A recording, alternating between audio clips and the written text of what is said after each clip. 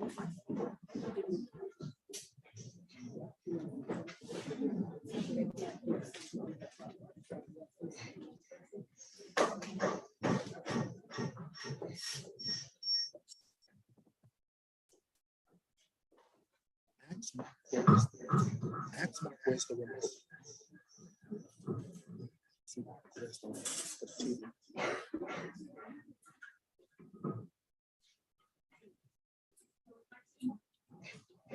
like to introduce Senator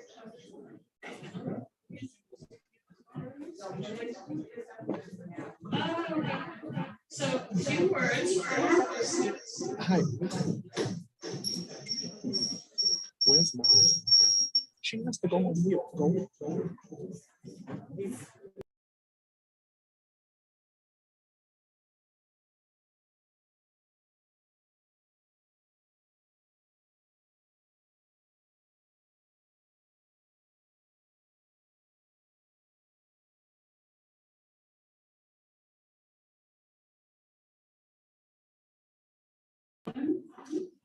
And with Jewish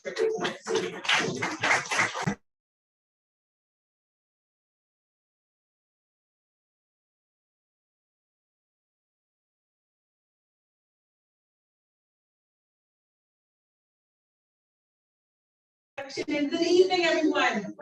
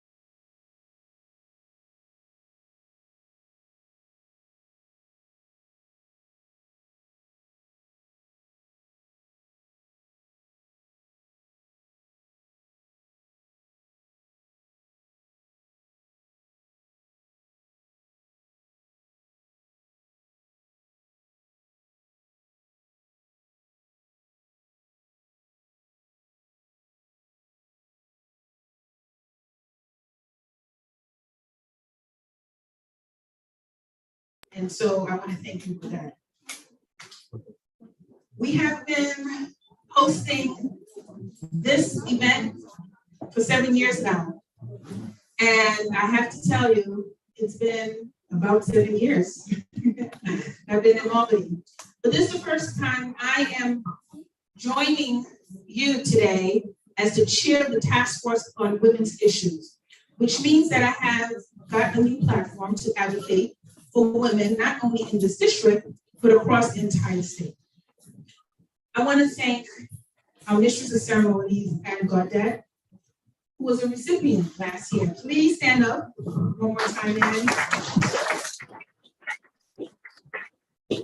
Fearless advocate in the community. I'm just so thankful and blessed to have you as a friend, as a community partner. Thank you so much for all that you do, and thank you for being our Mistress of Ceremony. I also want to thank Pastor Nana Baptiste from Alliance Tabernacle. Did I say it right? And you heard our God-fearing pastor, strong voice with might and with drive, the word of God. And she's one of my favorite clergy person. We have a love for each other, and I thank you so much for always being part of us, being part of me, being part of our community. We love you and we thank you. I want to thank Senator Majority Leader Chuck Schumer, who will be speaking, I guess, right after me. Representative Yvette Clark, which you'll hear soon, Senator Kevin Parker, Councilmember Farrah Lewis, and all elected officials who will be here. I do want to thank our sponsors, Baza Ruhi, founder of the American Council of Minority Women, Baza. Can you stand up? Okay, she was here, okay. Stop and Shop. Okay, Stop and Shop, stand up. I want to thank our volunteers, Betty King, Jacqueline York, Amber Hope, Gabrielle Hope, Yamil, Spike Miller, Michelle, and my staff, and who am I missing? Okay. Laura, okay, let's give them a round of applause.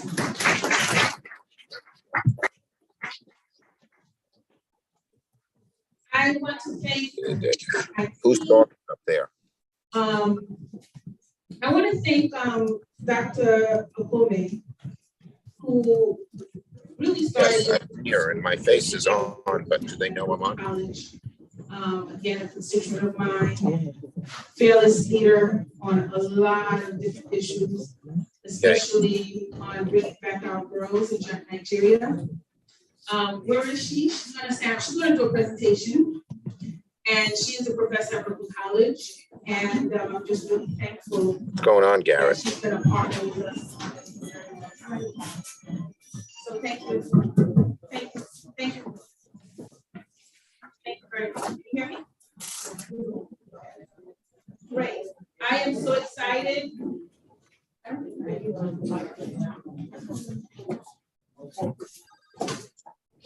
Hello. I see my picture, but they don't know I'm on. Okay. I'm so excited for the musical presentation that we're going to have from the, what did I say, the Francois ladies, the poetry selection, Okay. the string quartet, and just so many other things that we're going to witness tonight. Which will be Tell Kelly to stop calling me. March. Oh, also, I want to congratulate our honorees and to all the mothers, daughters, sisters, and friends who are with us tonight, and to all of our allies, we see you. March is a Women's History Month, and all month we've been celebrating pioneers, those who came before us, like the great Representative Shirley Chisholm, Justice Ruth Bader Ginsburg, Harriet Tubman, and those who are shaping our future, like Vice President Kamala Harris, Governor Kathy Hochul, Attorney General Tish James. But before we get started, I want all of last year recipients to stand up, come up to the front,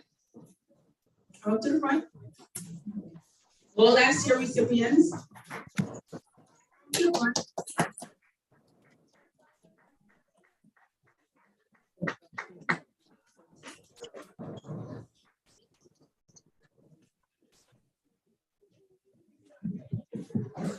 Okay, with us, we have Ella Frederick, who got the Education of the Year award. And we wanted our recipients to come up because last year we had a pandemic event and everything was virtual. So now we can touch and feel our recipients. I'm very excited to have her as a teacher at Cunningham. She actually taught two of my family members. My goddaughter Alice Marco and Lola. Alice is at Yale right now in English. Inspired. And Lola is at Vanderbilt in engineering. So we thank our teachers. Thank you so much. Also had Mary Burdett, who had the Lifetime Achievement Award. Do you have that Lifetime Achievement Award?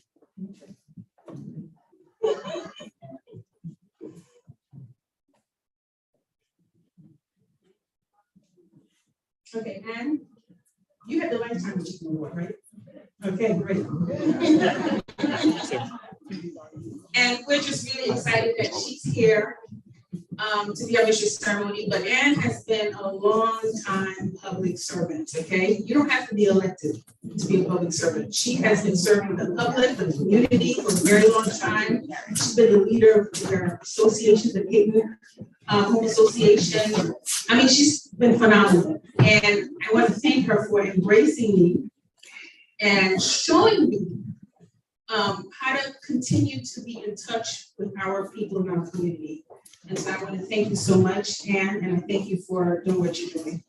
Yes. Thank you.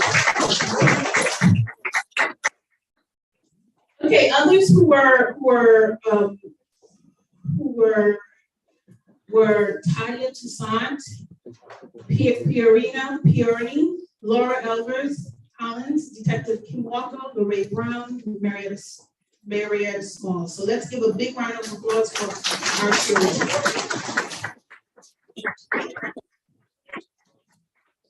Now, as we say, they're not the only ones shaping what our future looks like. Okay? As as I mentioned, we have Ann Gardette, who serves on the community board and helps uplift minority women entrepreneurs through her tireless work building the applications to the MWBE program. We have Professor Majubolu Olufune Okome, who is literally shaping Brooklyn's future through her work at Brooklyn College, where she is a professor of political science. And finally, I want to recognize all of our recipients tonight. And they'll come up later, but I'm just going to give them a shout out. I want to recognize Majeen Isaac, Arts and Entertainment.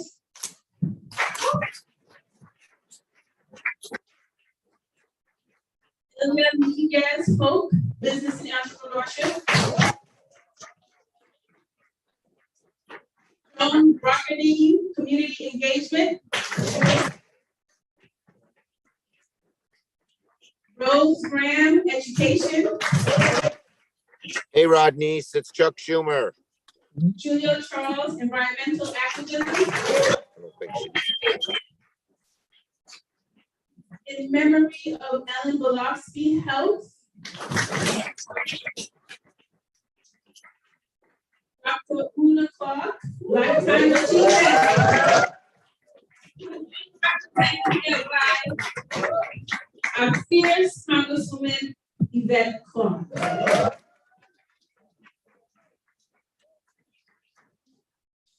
Now,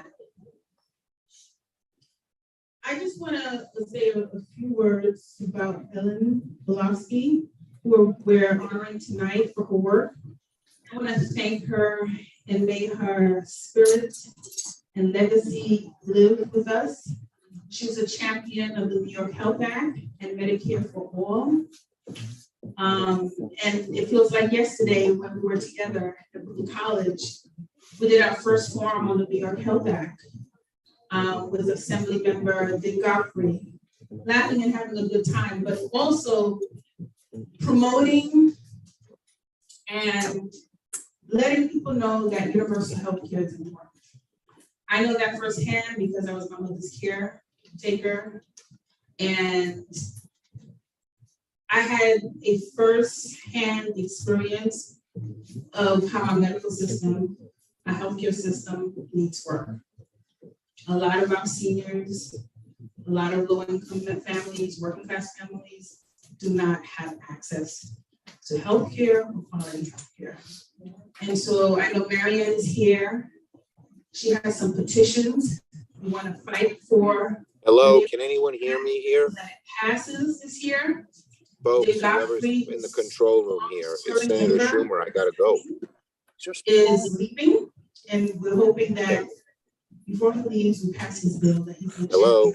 very, very long time. And so please sign the petition that Marianne has. Please look at all the brochures and please tell everyone, it's on the desk, please tell everyone to please call your representatives so that we can push and pass the New York Health Act. Okay, Thank you, Ellen. all right. While we're here tonight, celebrating our Sheroes, we must not forget the values that got us here. We must keep fighting for equal pay, affordable childcare, the right to choose, and so many others. We can't let the rights we've gotten to be rolled back.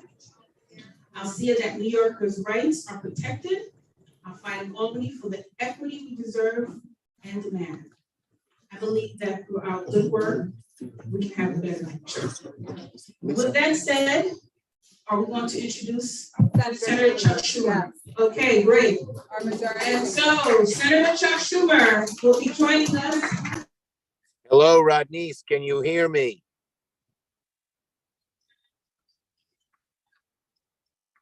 No. Hello, everybody. Can you hear me? Can they hear me? Hello. Hello. We can hear you. You can hear me. Good. So I just wanted to congratulate Rodney's.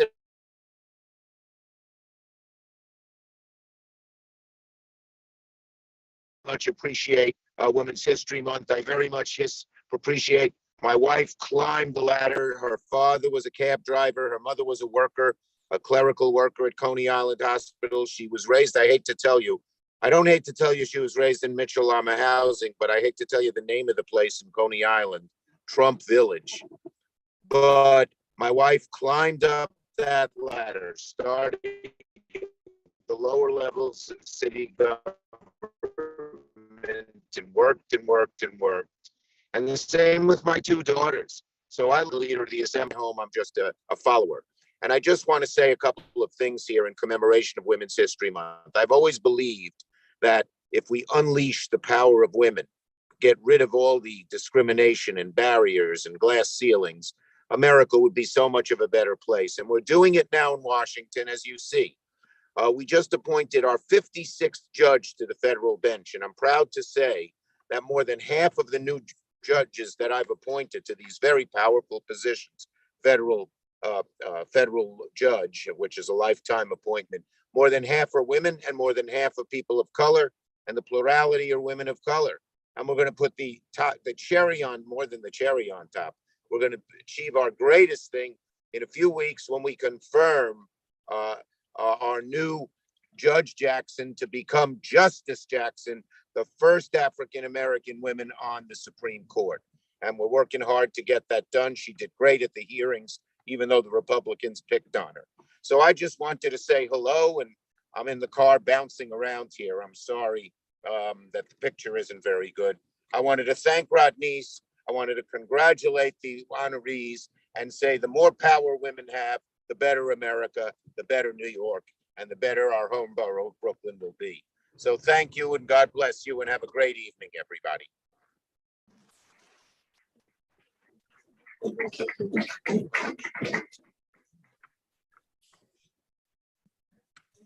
Hello? Okay. All right, we gotta wear our masks here. What? Yeah. In the room? Okay. Let me just get Garrett. I gotta do one more thing.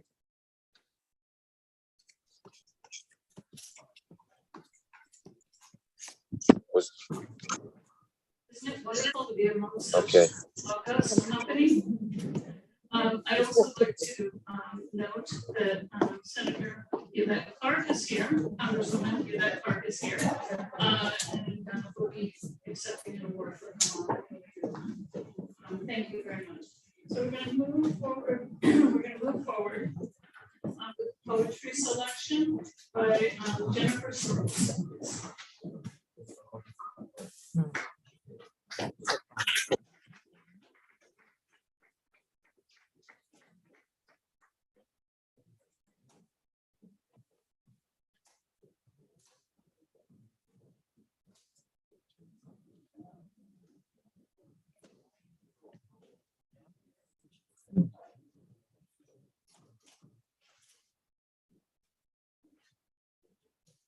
Good evening. You'll mind us humanly, for just a little second, look at the woman that's sitting next to you and say, I am so glad you're here.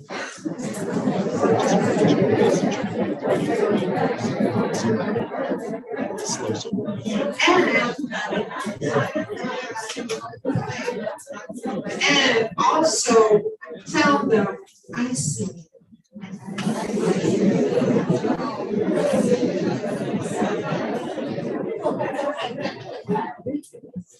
Thank you so much for inviting me. I travel all the way from Harlem. Yes. It's okay because I'm around so much. I rubbed shoulders with you guys when I finished. So this piece is part 2 of the woman sitting next to you. If you didn't hear the woman sitting next to you, you need to hear. So this poem is saying, I see you, queens, wearing that crown wearing. Let me just start. I'm a little nervous. You guys got me nervous. That's what it is. I see you, queens, crown wearing, diverse women walking full of hope and tenacity and dreams and talent, painting a masterpiece on the canvas of life. I see you, leaving a mark, walking by faith and not by sight, refusing to be a carbon copy, for you are the original. I see you, extracting those thorns that came daily, trying to feed off your sunshine. I see you rising, inspiring, sowing your DNA into this right now generation, producing words of affirmation, for you know who you are and to whom you belong to. I see you holding the banner that screams empowerment.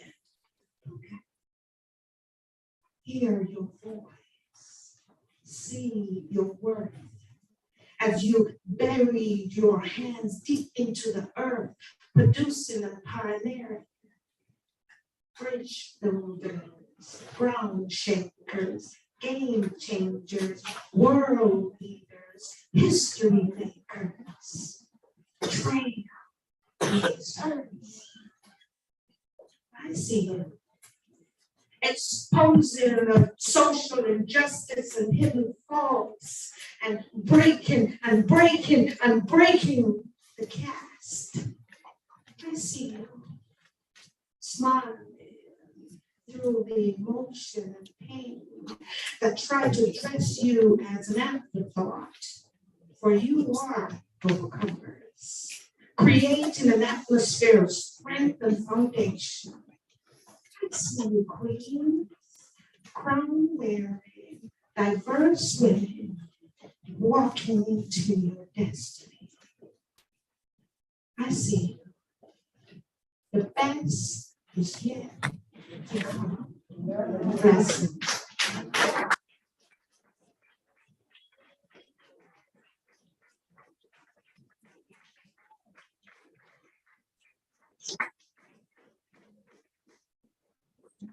I'm supposed to go my book. Okay. Sounds good. Well, thank you so much. That was beautiful.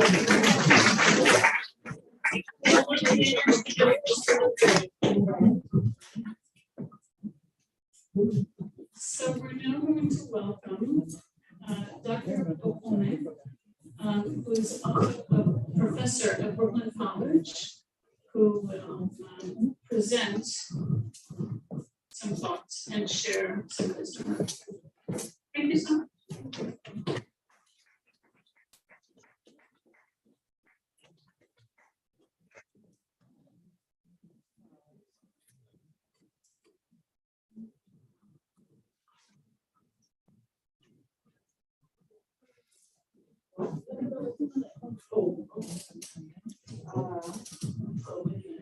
I hope that people don't mind if I do this. All right, so good evening. It's a pleasure to be here and to see the wonderful turnout. Happy Women's History Month.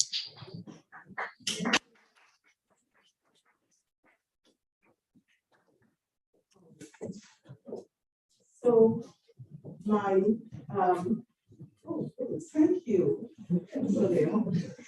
I changed my title at the last minute. I'm talking today about gender equality and economic and social empowerment of women, and I'm proposing an agenda for the future. When I tell you the agenda for the future, it's going to be no surprise. So I made this composite to accompany almost all the slides. It's Nigerian women occupying the Nigerian National Assembly, because 5 bills that were proposed to improve women's political participation, give a quota for women in the National Assembly, that's one. The other one that's really important is if a Nigerian man marries a woman from another country, they can take Nigerian citizenship. If a Nigerian woman marries a man from another country, they can't. So a bill was proposed to change that. It was also voted down. So 5 bills, voted down in a constitutional amendment process, and the Nigerian women for 4 weeks decided they were going to occupy the National Assembly. And I'm kind of connected with these women. We strategize and, plan to make good trouble on many ways, including this one. So to honor them, because there are many stories about women that are happening every moment that are very important, but they never make it into the mainstream news. And so it seems as if nothing is happening. So, next slide. So, I wanted to talk about gender and sex, but then I started thinking about it. This is not my class. So I'm not going to do that because I only have 10 minutes and I think my joking I've taken 2 already. So there's a difference between gender and sex. And plainly, the difference is gender is socially constructed. It's whatever the hell people decide gender is about. So because it's a social construction, it's made up based on the culture, on traditions, on what people think of as normal, and it's fluid. So the way we construct gender in Nigeria is not identical to how it's constructed here. There may be similarities, but you might notice there's really similarities. Why? Well, Nigeria was colonized by the British, and they stamped out as much of Nigerian culture as they could. So a lot of educated Nigerians are very British, So that's why you would notice that the same things are happening. That's why I'm speaking English very well. They forbade us from speaking our mother tongue and punished us so that we would speak good English. And we're benefiting from that now. I'm a citizen of the world. So, sex is biologically determined, but there's also a lot of assumptions we make about sex, where culture seeps into our consciousness. So I won't go into it because, as I said, I don't have time. Gender equality, next slide, is an important and fundamental human right. So you may have heard women's rights are human rights because women are human beings. It's also been accepted, and the world community has said that gender equality is an integral part of human society, and that it's foundational to peace, prosperity, and sustainable development. So gender equality is number 5 of the Sustainable Development Goals. Sustainable Development Goals are the goals, and all the countries got together. They said This is what we're going to accomplish. Well, they first had the Millennium Development Goals. That was supposed to be achieved by 2050. Guess what they didn't? So they replaced it with the Sustainable Development Goals, and we're supposed to achieve this by 2030. So by 2030, if all women are not equal to all men, guess what? We're going to go on the streets and fight. So, equal enjoyment, it entails that the fact that we women are entitled to enjoy all the things, the rights, the privileges that men have in society. We have the right to equal access to the resources, whether it's social or political or economic. And, many people say, well, that means men wouldn't want to be men. No, there's a recognition that men and women are different. And actually, to be frank, this binary divide of men, women is not the only way in which human society operates. But because we live in a heteronormative world where patriarchy and male dominance has seeped into everything, people say, okay, it's male and female. And some people say, well, it's the Bible, that's what God did. I don't know when the next God. Okay. But they're speaking for God. And as a matter of fact, many of them think that God is a man. So, gender equality doesn't mean that men and women are the same. It means, however, that all opportunities must not be reserved for one gender. It must be open to all. And decision making is not a reserve of men. Men don't have more common sense than women. Matter of fact, if you ask me, women often have more common sense than men. So, men should not monopolize the positions.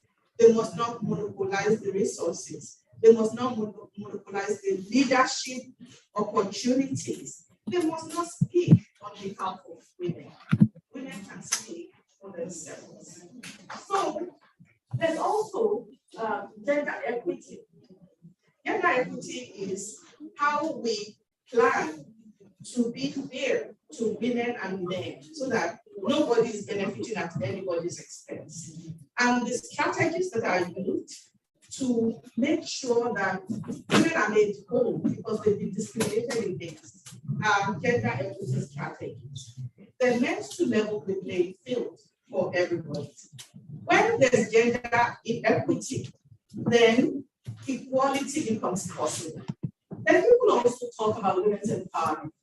That means anything that stands in the way of women that does not enable them to reach full equality will be stamped out, eliminated, abrogated, and whatever it is that will get rid of those obstacles. So when we identify and correct the power imbalances and give women full autonomy over their life to make decisions on their bodies, on the ways in which they will live their lives, on the careers they will follow, how many children do you want to have, and any number of things that women want to do, then we would have empowered women.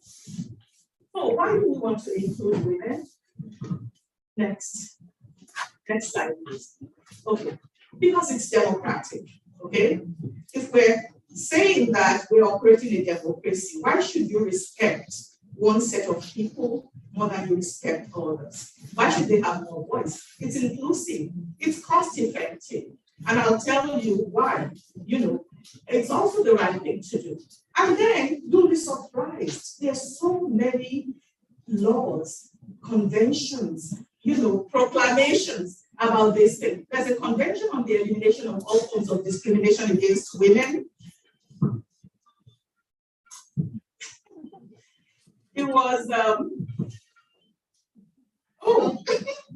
was afraid. I thought my paper was singing. I have magic. Okay, so the convention was passed in 1979. And if you read that as a woman and you walk with that, actually all women would know, and they read it and they observe it, we would have a transformed world. But many women don't even know that this convention exists. And so women's equality, and governments don't want women to know. Men don't want women to know. Women's equality, we still don't have it. And the evidence is there. So according to the Organization for Economic Cooperation and Development, is the European countries and America, and some of the rich countries in the world. Gender-based discrimination in social institutions costs up to $12 trillion for the global economy. Okay? And you can look at how it breaks down in a lot of data that has been collected by international organizations. The UN has a gender inequality index. The World Economic Forum has the global gender gap, and they do a report every year. And then there are gender equality rankings by country and so forth. Next slide, please. So there are a lot of issues that one can, if I begin to name all the ways in which women are discriminated against, we would not get out of this room. So just believe me, and I think I don't have to actually make a labeled argument before people know that there is just overwhelming evidence that women are discriminated against. So I'm going to just do a broad focus. The economic and social and political aspects of women's struggle for equality. Yes. So I can't say we haven't made any progress, because more girls are freed from forced marriage. More women are serving in legislatures. More laws, there's so many laws to advance gender equality. So that's good losses. But then, if you look at it, there's still legal discrimination. There's still harmful social norms about what women ought to be able to do and what is imposed on women. That women are grossly underrepresented in positions of power in this world. That's why every time we see a woman become the CEO of a Fortune 500 company, everybody rejoices. And see, we have the first Black woman being in the hearings for confirmation in Congress, and I just hope that nobody stops her from getting there, because she's a brilliant woman. So, a brilliant woman would be put through the ordeals that she's going through is enough evidence that we're not living in a fair world. And the problem is also intersectional, because your gender and your national origin, your ethnicity, your religion, and any number of other factors will come together to work against a person.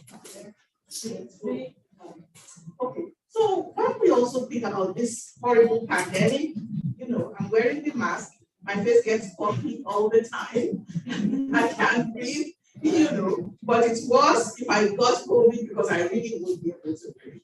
So COVID has also limited a lot of the progress that had already been, the baby steps that were being made towards women's equality, because it's worsening all the inequalities, and women are bearing the brunt of it. If people get sick in the family, whether the woman is married or unmarried, she tends to take more responsibility than the male members of the family for care. And when there's lockdown and children are at home, who takes care of them? When money is tight and people need to stretch it, who does the stretching?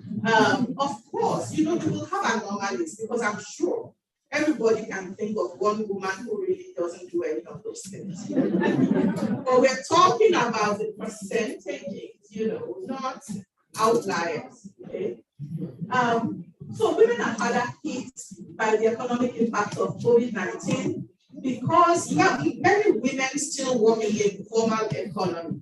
They're doing these jobs, the gigs, where you are not really, okay, so there's a concept called decent employment.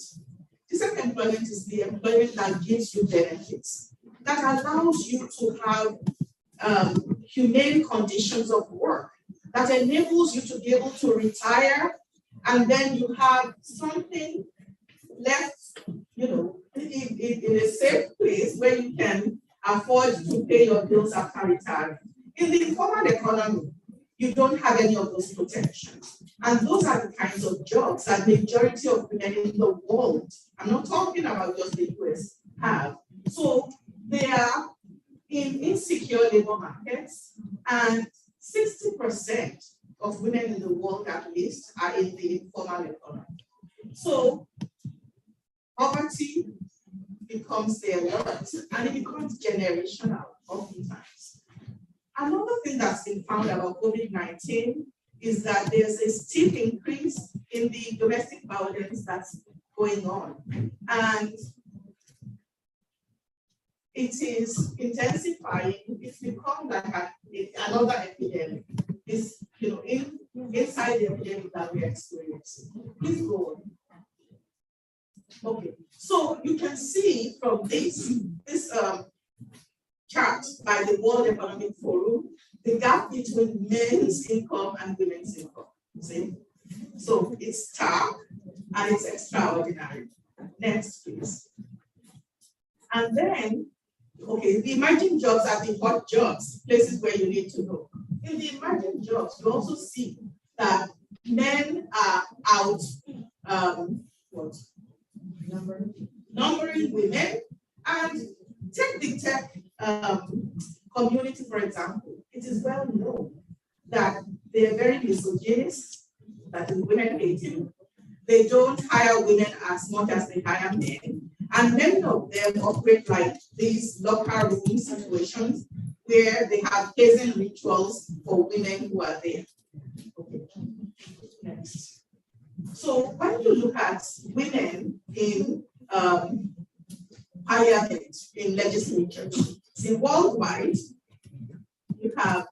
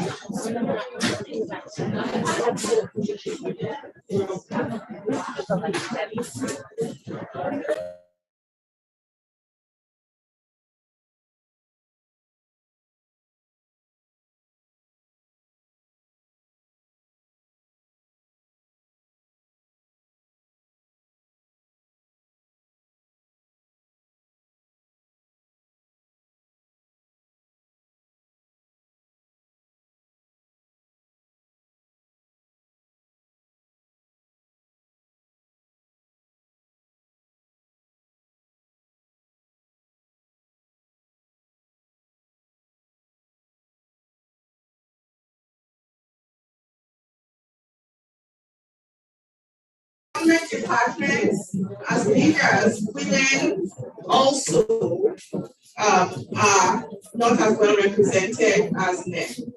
Next.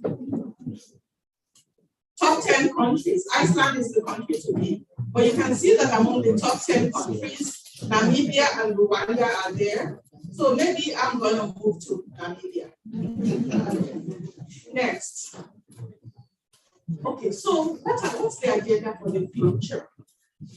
Basically, it's only fair that all human beings are represented, included, valued, respected. We need all voices, all perspectives, all categories of human beings involved in all aspects of governing our lives. And that means that if we include everybody, we'll collectively set the agenda. Because sometimes people say we need a seat at the table. You don't want a seat at the table where the agenda is already set. Because you have to meet other people's agenda. You need to be there when they're setting the agenda. So you control what gets discussed and what gets thrown out as irrelevant. So women leaders are needed in the institutions for world governance. Some of these institutions we know very well. The United Nations has never had a woman secretary general, and so forth. Gender equality is also imperative. Sometimes also when they put women there, they shortchange them, they don't pay them as well as the men, they don't give them as many perks, and everybody is trying to dog their heels and tell them that, she's not nice, she's getting rich, she's whatever, and they don't do that to them. So gender equality is imperative. We need to break the barriers and achieve it. And I just have 2 more slides, I think. I'm done. Oh, so this was the one before. Okay. So what I was going to say before I know so they don't want to say to be done, but this is important. So gender equality is important. And we know, I said the agenda for the future, do not be surprised by it. The agenda for the future is we have all these aspirations. We have the laws. Implement those laws like you mean it. Also, there's a need for adequate budgets and personnel for gender equity initiatives. There's a need to strengthen all the governance institutions and the architecture, that is everything that goes into them, on gender equality, equity globally, nationally, and locally. There needs to be serious implementation, I'm repeating this, of existing initiatives. People should stop talking, start doing. There needs to be multilateral action, that is all the states working together. When I say states, I mean countries.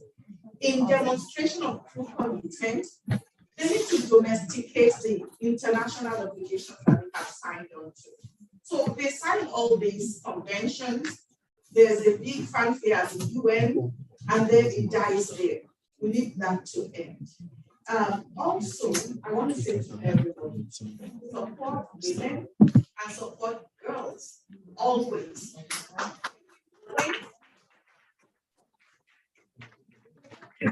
And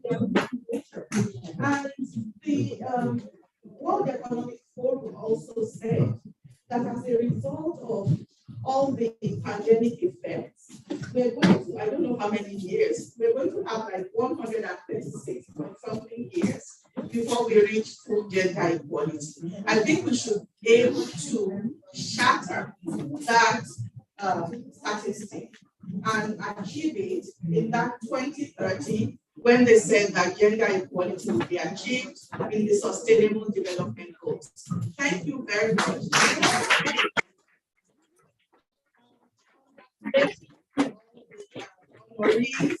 And God bless you all. So women, don't let anybody stop you.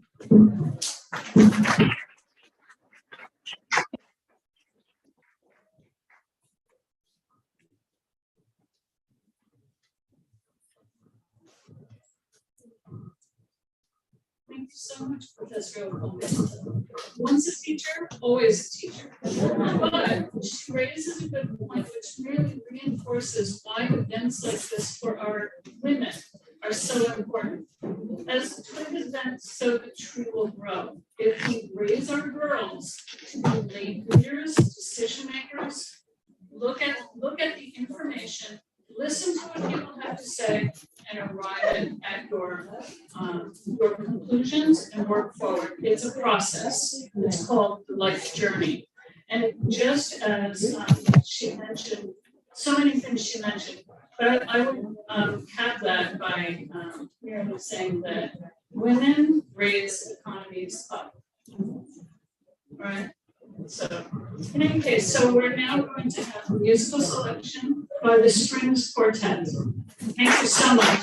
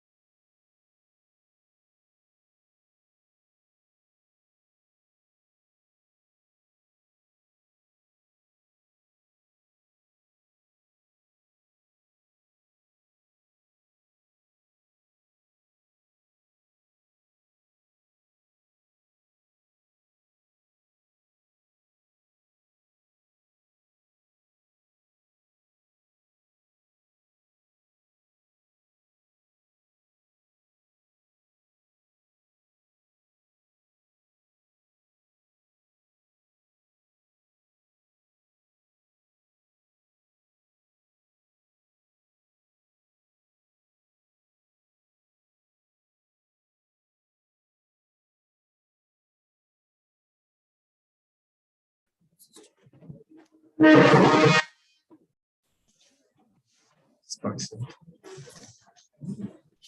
That's what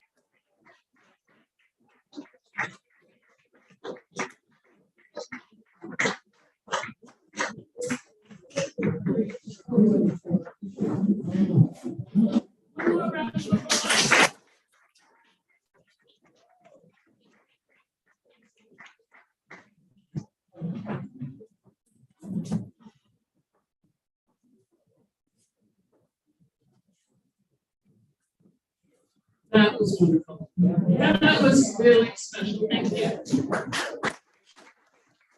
The Chanticleer arrangement was written by, raise your hand. She did the arrangement. That's really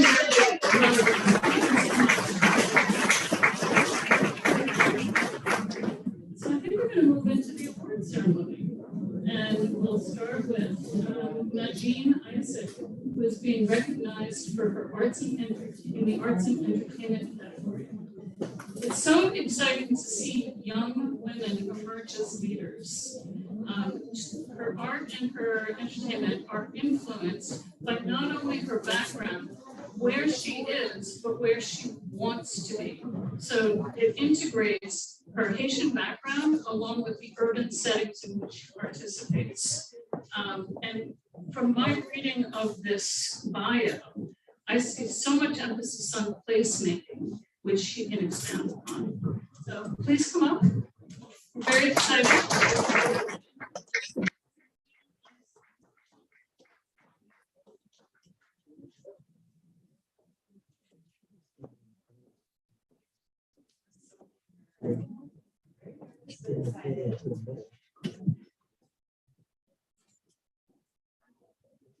Thank you guys. Thank you, Rodney, and Vladimir Soleil for choosing me and thinking of me and honoring me today to receive this amazing award.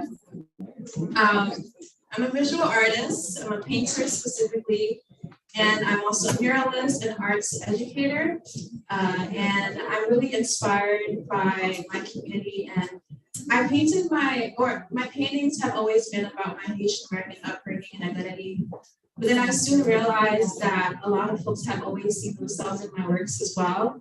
And so I find that my superpowers are reimagining, creating, engaging, and holding space for others in my community. And so I love creating works about Haitian Americans, Caribbean Americans, first and second generations, Black and Brown folks. And I really want us to always find ways to think about what we want our environments to look like, feel like. I love creating works about liberation, leisure, joy, transformation, and what it means to tap into our ancestral practices of agriculture and tending to and nurturing our spaces. And so in a lot of my works, there is a merge of working in Haiti or working in the Caribbean, and I create them in keeping in mind that I want to be in the utopia world or realms of my imagination. And yeah, I think that I'm still a student to life. I feel like there's so much more to learn and evolve into. And yeah, I'm really inspired, and I hope that my works can be blueprints of engagement and ongoing conversation in ways in which we can continue the work that we do within our spaces. Thank you.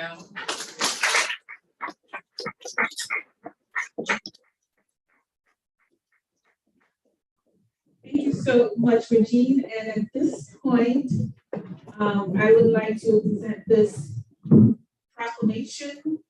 And we also have the Councilwoman Farrah Lewis, who's also going to present as well. This way, okay, we got to share. So thank you for your work. Did you tell everybody about your mural? So during the pandemic in 2020, I worked with Haiti Culture Exchange and a community gardens in a neighborhood of Flatbush called Kew Gardens. And also the residents in my neighborhood, we collaborated on a mural called Migration to commemorate the immigrants within the neighborhood. And it's a mural of the Caribbean and the plane going into Brooklyn and urban space. And in 2021, we also created a small garden underneath. And that was amazing and called for a lot of storytelling. A lot of the older folks in the neighborhood came and shared their stories and how Flatbush used to be and what they want it to be now. And yeah, I'm really inspired by just talking with folks, engaging with them, and they really inform the works that I do now. Yes, so the garden and mural is located in Peyton, on Peyton Avenue, between St. Paul's Place and Ocean Avenue, right across the train station, Church Avenue exit, Q train.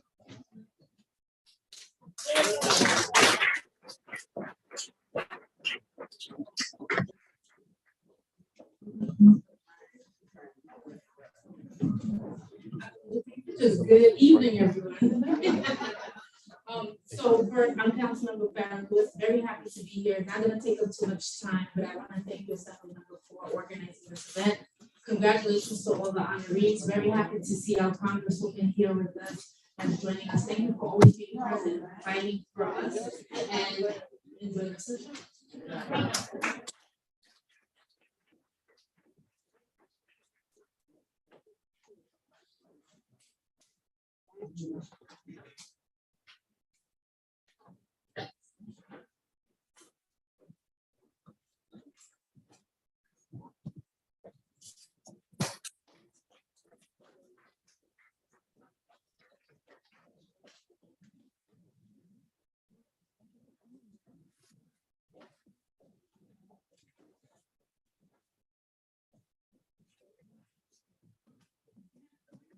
Too fast. Isn't that out of character? No.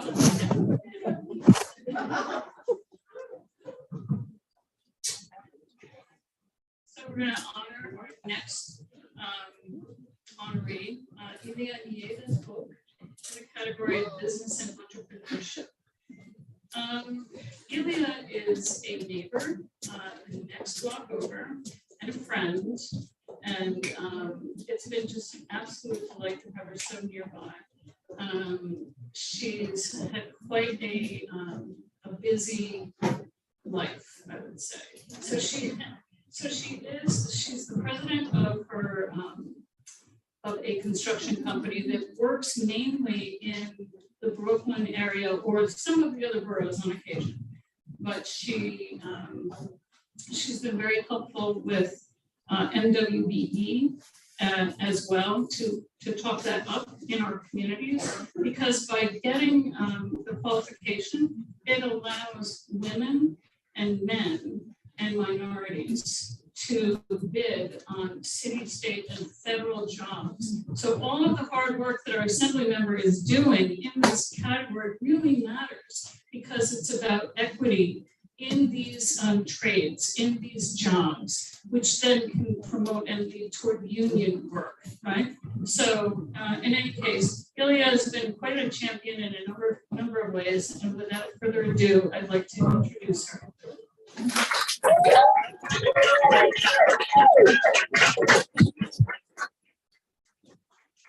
Thank you. First of all, I want to thank everybody here. This is a special night for me. Especially, I want to thank Assembly Member Lynn for all her support. And the highlighter. Also, welcome Farah, who is also comes from that part.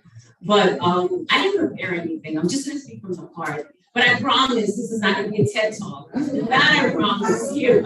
I'm going to keep it short.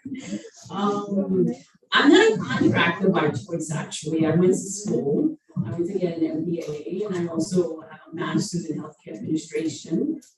But I kind of like fell into this role because when my daughters were 2 years old, I have twin daughters, by the way, they were 2 years old. My late husband, he passed away. He was the contractor. He had a slip, a fall, and I received a phone call from the ER doctor telling me, you have to get to the hospital, it's life or death. So at that point, I knew, okay, what a woman is supposed to do. So I rolled up my sleeves and I said, you know what, I have to do this, I have to take over this business. Not only for my family, but he had employees that have families too. And these guys depended on that paycheck. They had kids. So it was a domino effect across the board. That's how I wound up in this career as a contractor. And that's pretty much my story. But I do a lot of things at this point. I'm a mentor for the MBA program at Baruch Sigmund School of Business. I also sit on the Santi Healthcare Administration Board as the director. And I volunteer with the Caton Park Association with Anne. She's one of my best friends, so she knows me well. Pretty much, and I have my daughters right now working with Assemblywoman runs the store, and they love her, right? Andrea. So we're part of a good community. I want to thank you all. I know a lot of you individually, personally. One of my good friends, Sabrina Wilson, is right there, and my sister. Always motivates me to continue to push it. That you know, like what the professor said, you and I are going to become best friends because I need this motivation. I'm in a male-dominated field. What could I do, right? When I walk into a job site, they always think that I'm a real estate agent, which I'm not. I'm a contractor. I'm here to bid with you guys. So that's pretty much my story. And just to, you know, pass it on to Anne again, I pass the microphone to you. So we would like to present this proclamation and citation. I guess Farah is gonna have to come up every time. Daughters. I have to say that I'm so proud of Julia. I chair the Minority Business Enterprise in the Assembly. I've worked on this effort for 7 years, I guess. And it's been really hard. And I will tell you, minorities and women do not get their fair share. There are billions and billions of dollars of contracts in the city of New York, and there's billions and billions of contracts in the state of New York. And we, women, make up about a little bit more than 50% of the population. And then with minorities, we make about close to 60%. Yet, the percentage of contract awards are less than 5%. That's not equity at all. And when we write these laws, I get challenged a lot with a lot of these big businesses, predominantly white men, to say that it's reverse racism, it's unconstitutional. So I had to go to law school, okay?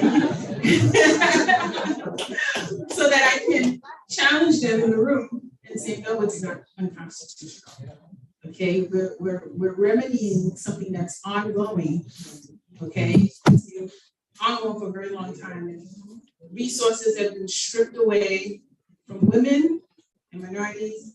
And in this particular field, there's not many women who are contractors. And you heard her. She said that, oh, they think she's a real estate, a realtor. Like she's not here to come and put in a bid. She's a contractor, okay? She is a job creator. She wanted to make sure that those kids who are working can still put food on their table. She wanted to make sure that she brings equity and create more jobs for the people in her community. And so, Ilya, I thank you so much for all that you do, for being a Shero. And let's get more women, contractors, entrepreneurs, yes. Yes, exactly. There's so many groups and classes that has been discriminated against who are not getting their fair share. And with that, I'm going to give it to Farrah Lewis, our councilwoman. I also wanted to share this citation on behalf of the city council. And I just wanted to add to everything that you just said. I don't want to take away from the phenomenal things you just said, but she's a master negotiator. In order for you to be a contractor, you got to be able to negotiate. And thank you for being our Shero.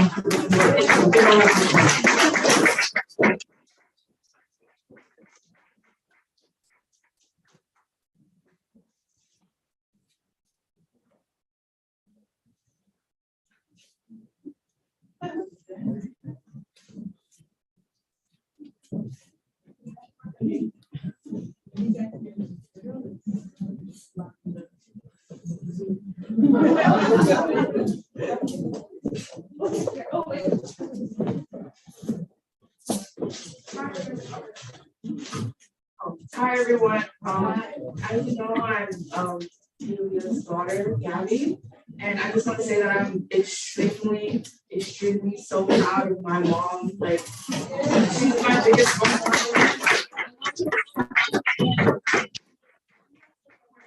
and I'm just so proud of her, and I just wanted to come up here and say that. I want to thank you so much for everything you've done for me and my family.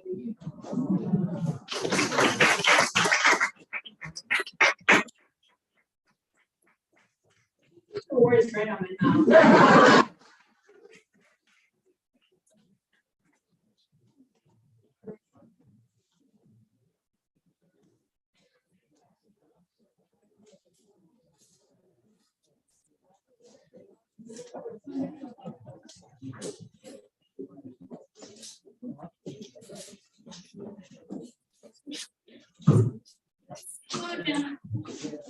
So I think from some of the women that you've already met, we're not done.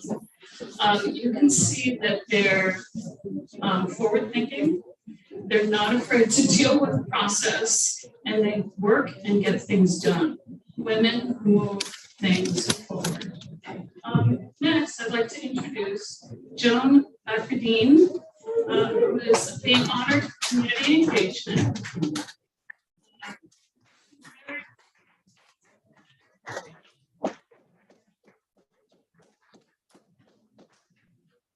And Joan was not on the Zoom call. In any case, it's okay. Yes, of course, absolutely. Joan has done many projects within the community, and there's a lot to recognize her for. So it's quite an honor to introduce you, so you can tell us about some of your good works, because I know there are many of them. far better than I. So, please accept this.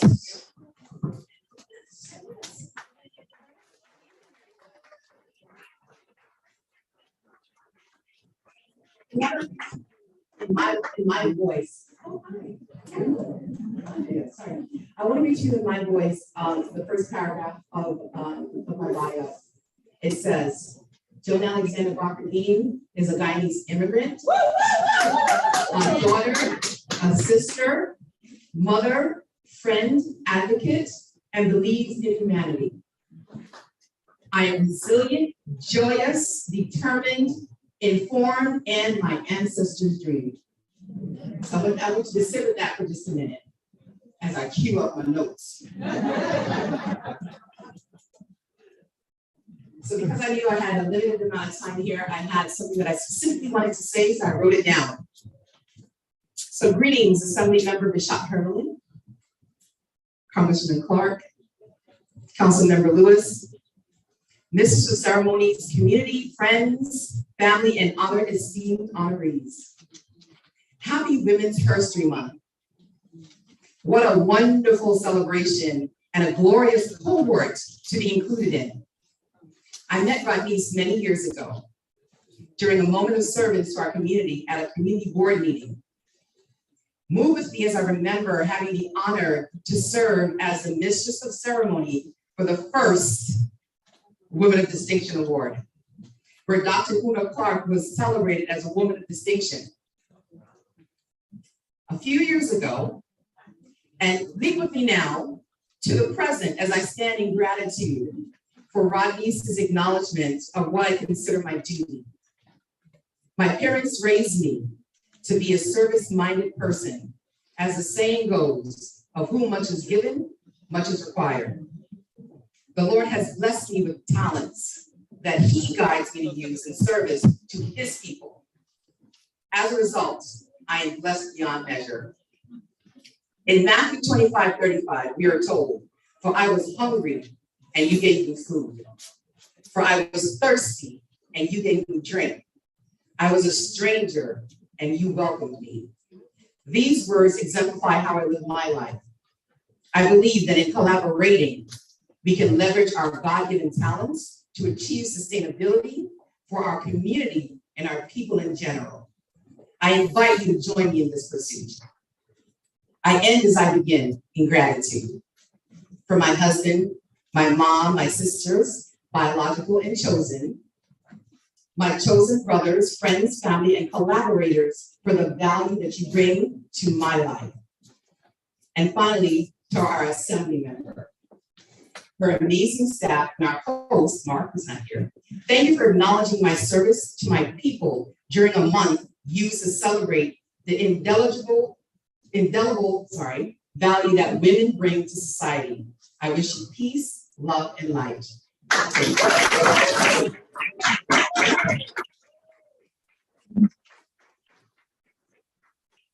Thank you. And Ms. Joan Alexander Brown would like to present this proclamation for you, your dedicated service. How many of you know Joan? She's everywhere. Okay? She has been part of, so you're the Zoom. Sorry. Yeah, sorry. One of my God-given sisters. Yeah. She has been part of everybody's journey, everybody's success, everybody's tragedy, sadness, and happiness. We love Joan so much that this was just a small way of letting you know that the community will never forget you. She is the chair of the community board. She's been like so many different things. I don't have to even read the Bible. She's been there for many of you personally. She's been there for me personally. She's been there for my family. She's there for everyone. God-fearing sister, someone who believed in many of us, believed in me and our journey, and such a hard worker, on the grind, beautiful partner, Hassan, you know, such a strong team, powerful couple who has made their way throughout Brooklyn and New York City, even Harlem. She's part of so many organizations, the NAACP, all over the place. But we want to thank you, Joan, for all that you do and all that you continue to do, being the force in our community. And thank you so much for that community engagement activist. Thank you so much, and giving it to Farrah.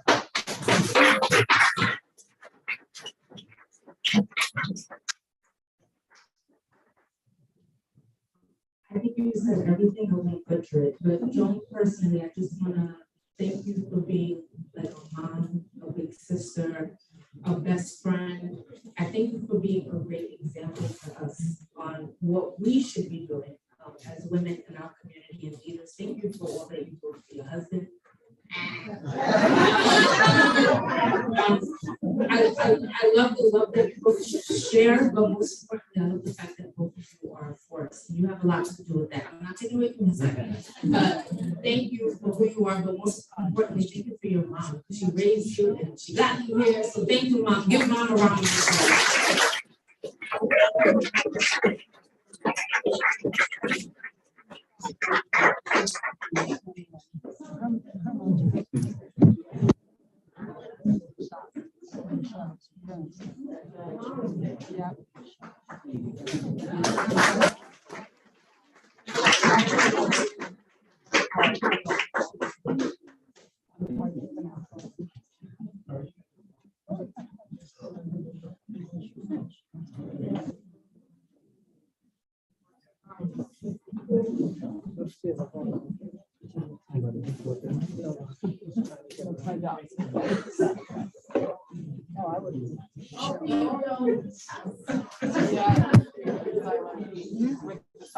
Yeah, yeah, I am.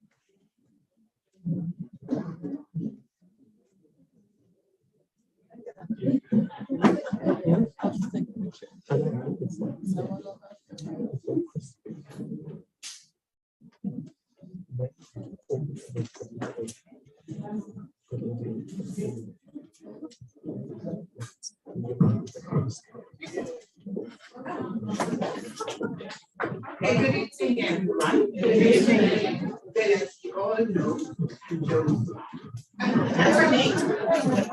Goes out now all the daughters, grandchildren, I can't leave them out, and my great grandchildren. Amen. And always so proud.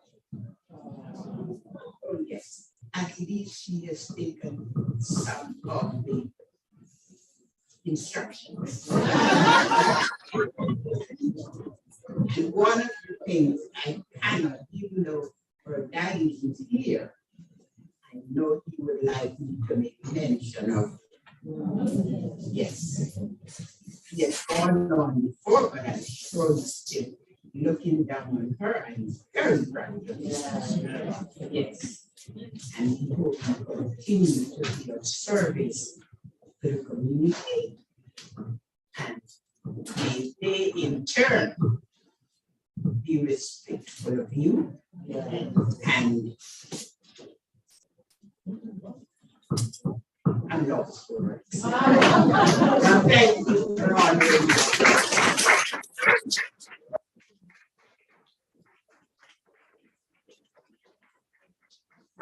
yes.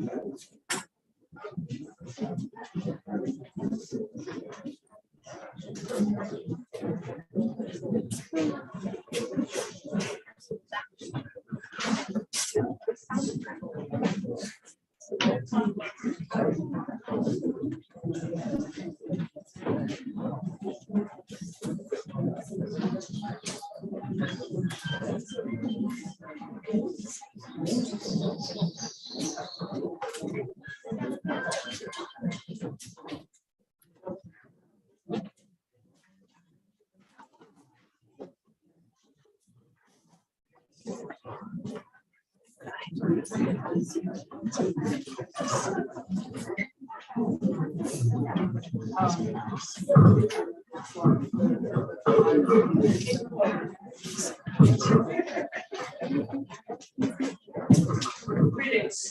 So we'd like to move from all of your accomplishments and proud family members, as they should well be, because you reflect their values and as they have shared them with you. And well done, Mom. You did a great job. So we're going to move on to Rose Graham.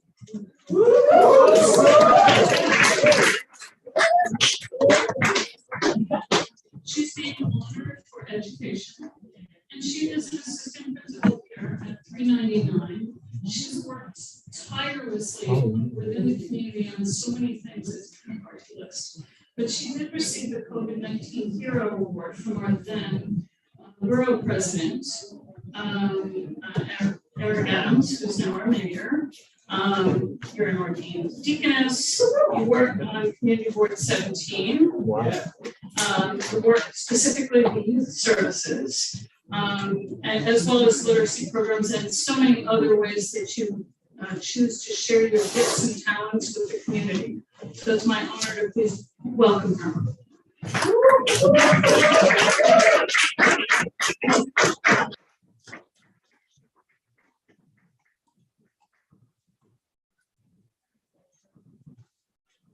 Greetings, everyone.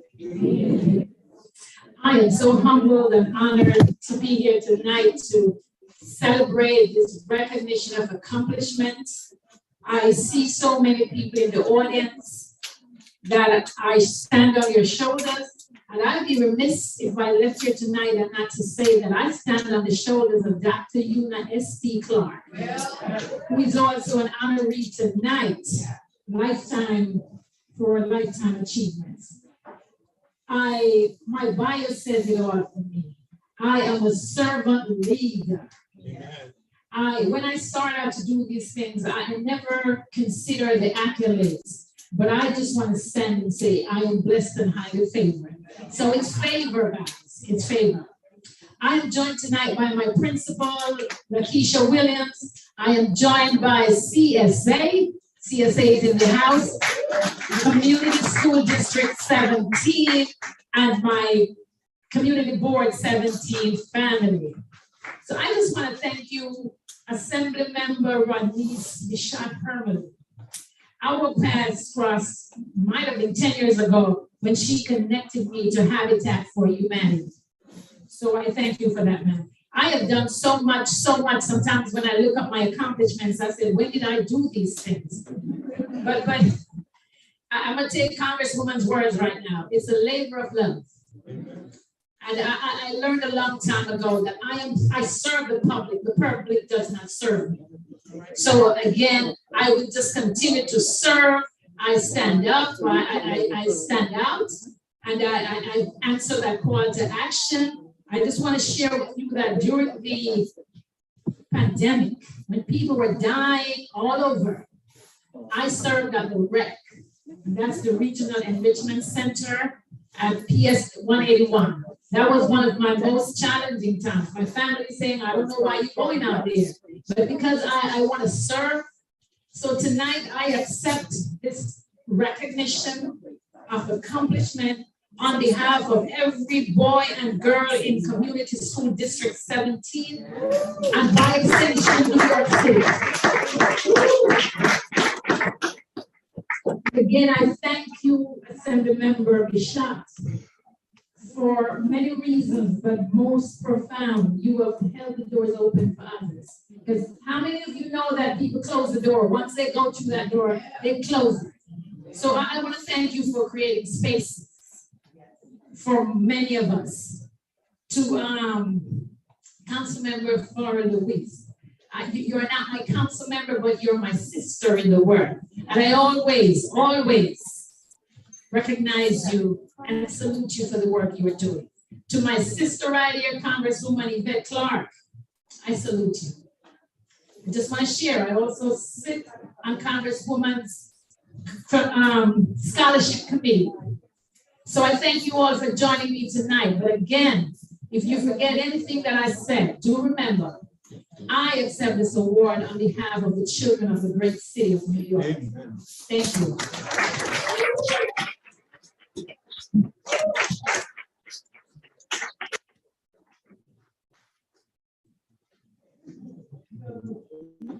So we'd like to present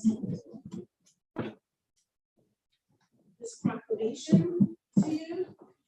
And I'd say actually it's more than 10 years, way back. And very grateful for this woman. I'm so proud of you. Been very, very active in the education community, but just overall in the community. Another public servant. She just got ordained. But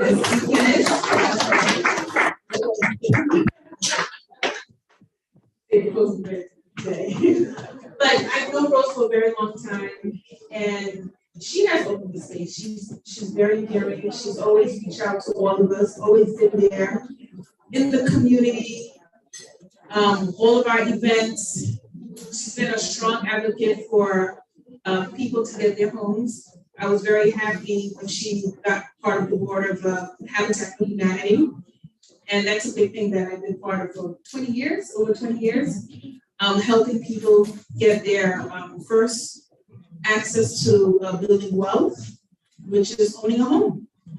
And Rose, I remember she called me, she said, Radnice, please, I would like to be part of the Brooklyn chapter, part of the community and help a lot of these families. And she joined, she was very active. More importantly, Rose has been very instrumental in making sure that I know about the issues that goes into the schools. And I want to give it up to our Principal Keisha. Give it up. Guess what? Always keeping the elected officials informed what's going on in the schools and the schools environment, resources that we need. Really excited. She's been a member of CSA, which is the Council of Supervisors and Administrators, Assistant Principals and Principal Union. We have our representative here, as you heard, Vladimir Thomas. And just really happy and very fortunate and blessed to have a sister who's so warm, who's an integral part of our community, who's God-fearing, and who continues to work for the community, work for our children, work for our schools. So we thank you, and we love you.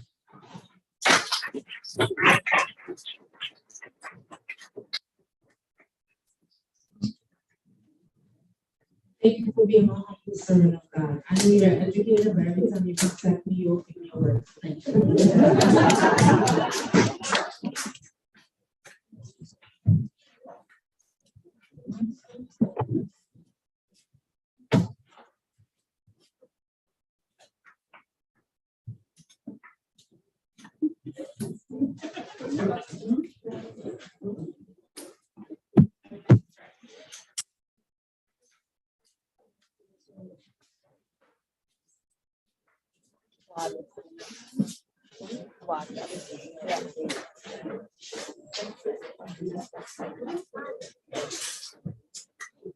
All right, we're going to present the next honoree. Is everybody ready? Don't give up on us now. Come on, don't give up on us now. We're almost done, right? All right. So the next honoree, why is it when I get up here, doesn't even matter? All right. So the next honoree is a phenomenal woman, Julia Charles. Give it up for Julia Charles. Julia is District initiative. She is successful. She spearheaded the grassroots campaign which established the East 25th Street as Brooklyn's first historic district in East Block. Give a round of applause again. By the New York City National Preservation Commission, she organized efforts that led East Flatbush to be recognized as one of the historic districts of 2020. 6 to celebrate communities. Charles served as a panelist for the HDC's Preservation School, Preservation during the pandemic, and New York University's Preservation class. I could go on and on and on and on, but I'm gonna let Julia talk a little bit about herself. I personally just want to thank you for being an activist, for believing in me first. Because when I met Julia when I was running for office, and she said, "I need you to landmark this block." You got my support. Landmark this block. And I said, "Not only gonna landmark the block, I'm gonna do whatever I need to support the neighborhood." But she already started the work, and then the pandemic hit, and most people would have given up. You did.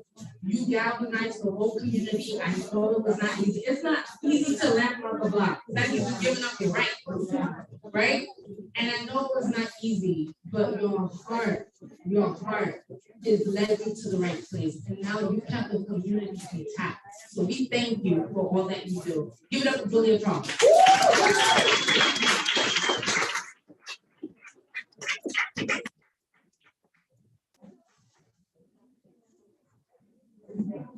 Good evening, everyone.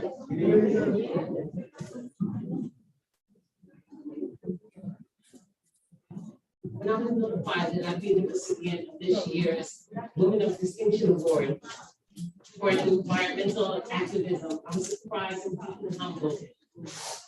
I thought to myself, what does that mean? To others. What does that mean to me?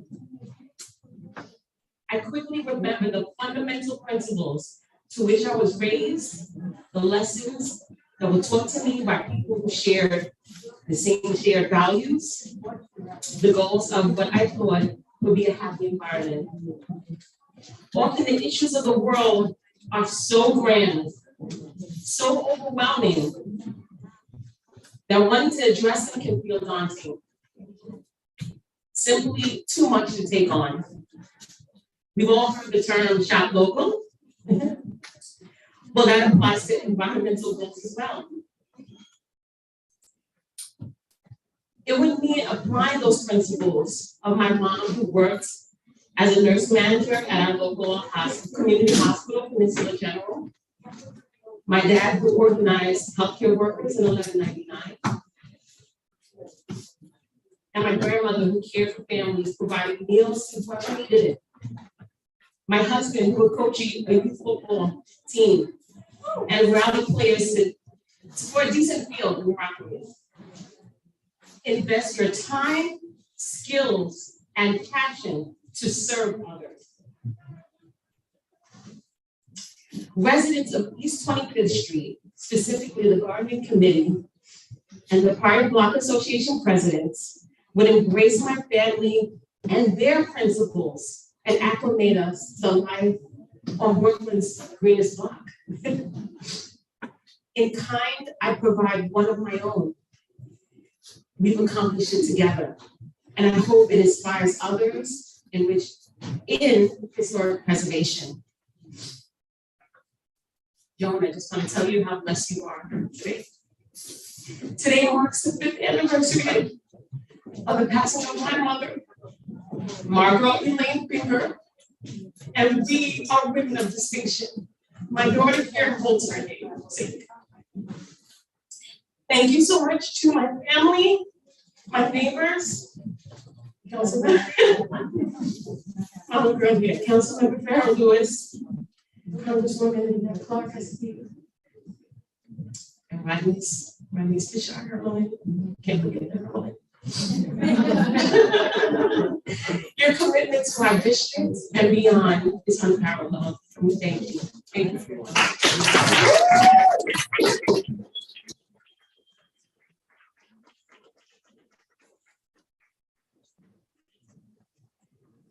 Thank you so much, Ms. Julia Charles.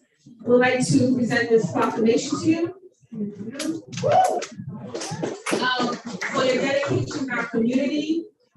And you know, the reason why she's the environmental activist is not only because of the landmark and giving East Flatbush its first historic district, but also her activism in making sure that her block and the surrounding communities are the greenest.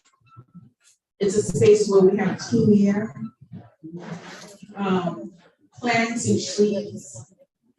She's been very involved in the community, and I understand your pain as you are celebrating the memories of your mom, 5 years. I also just recently celebrated my mom's legacy with 1 year anniversary. It's something that you will never stop crying. Always, I cry almost every day. So I cry with you, okay? But I cry with you with celebration because your mom left you in good hands. You are surrounded by a beautiful community who support you, but she also left you with strength for you to do the job that she left you to do. And we thank you. And we thank you for your daughter.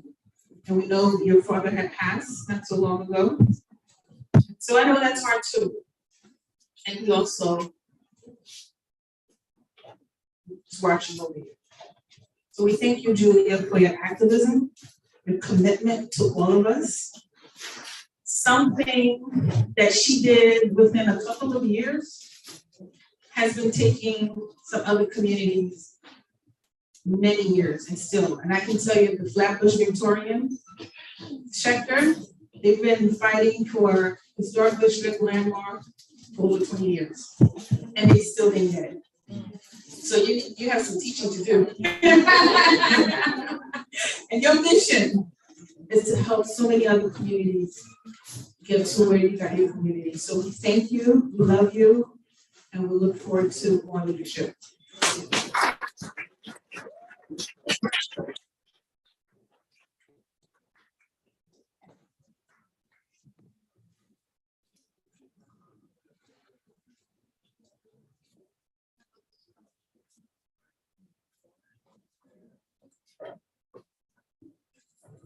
Daughter.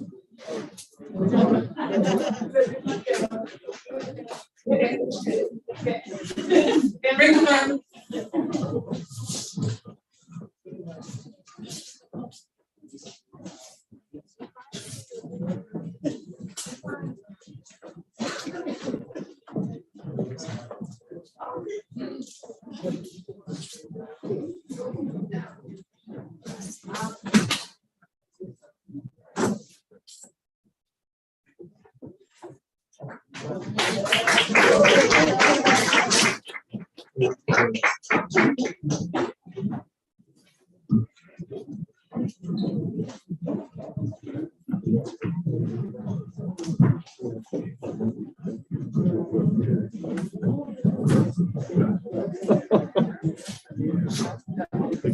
Hi again. I'm Joan Affadine. I got in trouble because I thank everyone except for my amazing children. So, thank you for allowing me to save my life. My children, Lucretia, Jessica, Hayden, and their fantastic spouses, Gerard and Katrina, my new love edition. I thank you all for your awesomeness and for allowing me to be an amazing human because I am blessed to call you my children.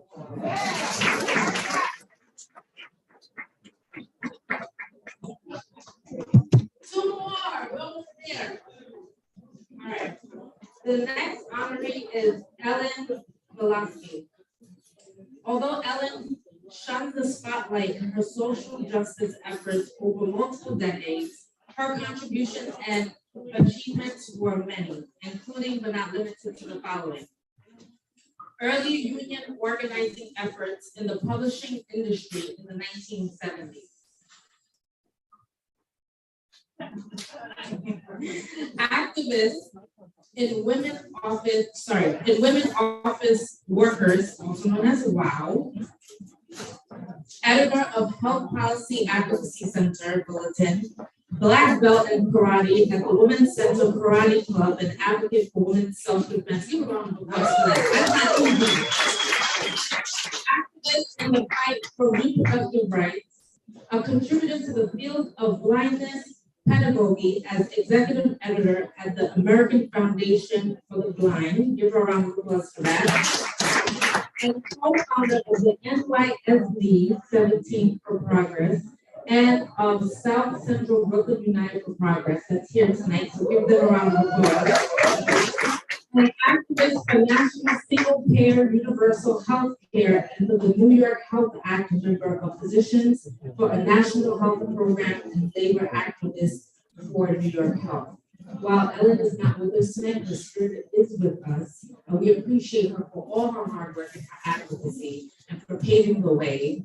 And we're gonna ask Marianne to come forward and accept the award.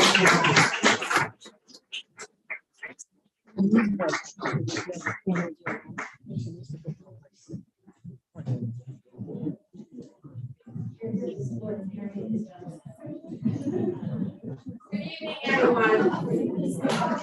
I believe Ellen is smiling on this gathering tonight.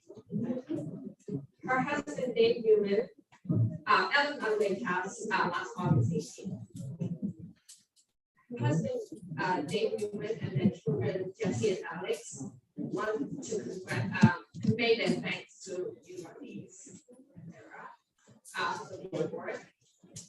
I first met Ellen in 2017 when Trump was in the White House. And when Schumer was at the height of his power in Albany, Ellen and I got together with a few people here and we decided to form and start organizing and form NYSD 17 for Progress, now South Central for Progress.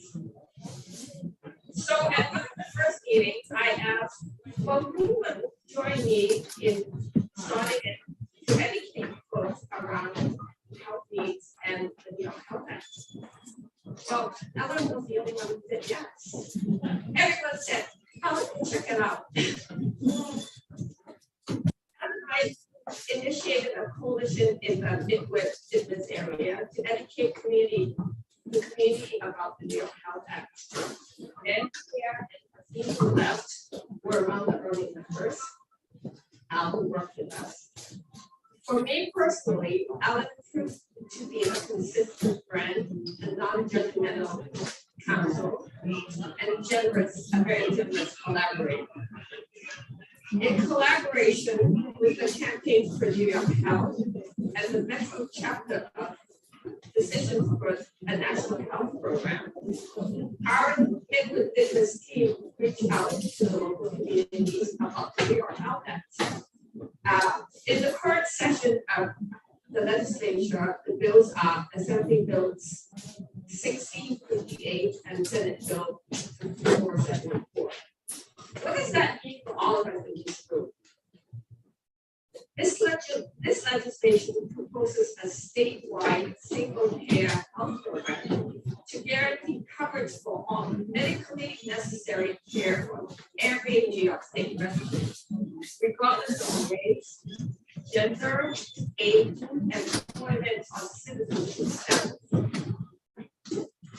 It means that the New York health system will replace the current for-profit private health insurance industry, which now decides what health care you and I can have, who can provide health care for us.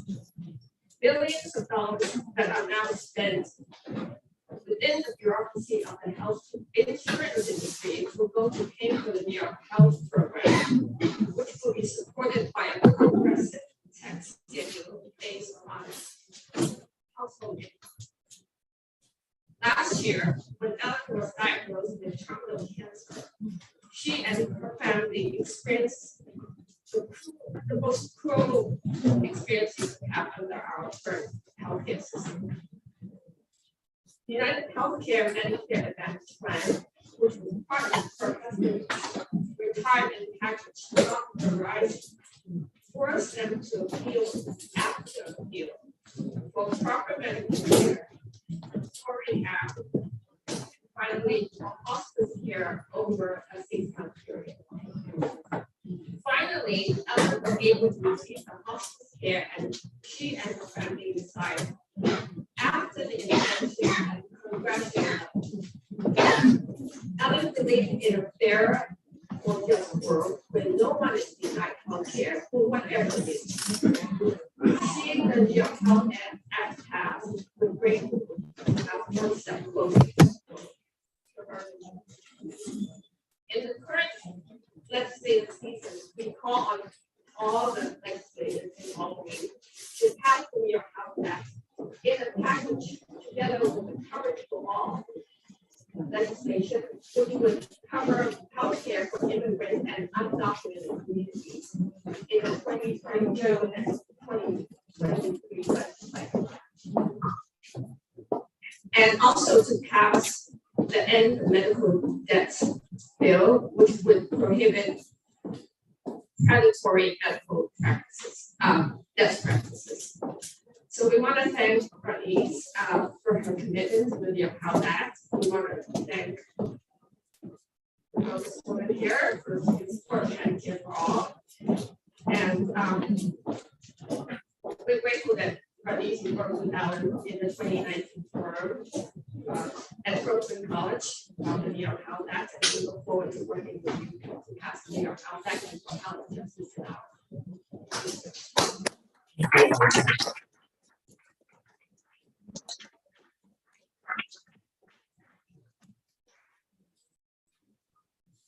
I brought some leaflets here about the New York Health Act and also a petition that you all might want to sign. Thank you very much.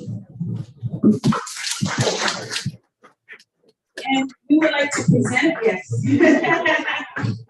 We would like to present this proclamation in memory of Ellen Polovsky, for her dedication to all humankind in the state of New York and making sure that everybody gets access to health care. We thank her for her activism. We thank her for her passion. And we thank her for her leadership in all of this, because believe it or not, Flatbush sometimes don't get the information. We have a lot of people in our community who are struggling and they just don't know how to make change happen. Ellen did a lot of work to inform people and how to make that happen. And I'm so happy that our friends and our community leaders are here today to help carry forward the mission to pass the New York Health Act so that everybody has equity when it comes to healthcare and have a longer, more years to live. Because the healthcare disparity is atrocious. And so we thank you, and we thank the South Brooklyn United Progress, South Central Progress, I'm sorry, for being the group to continue with that mission. So thank you so much, and we'll always have her in our memory. Thank you.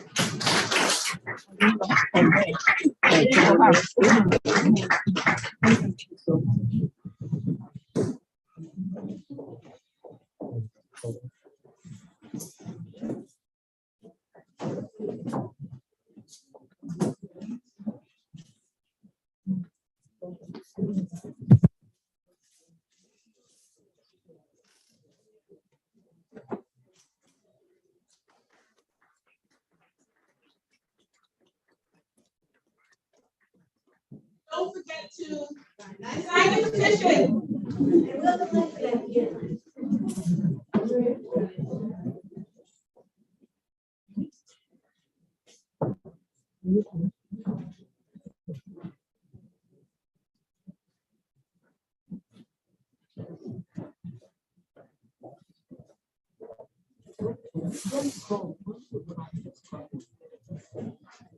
I thought my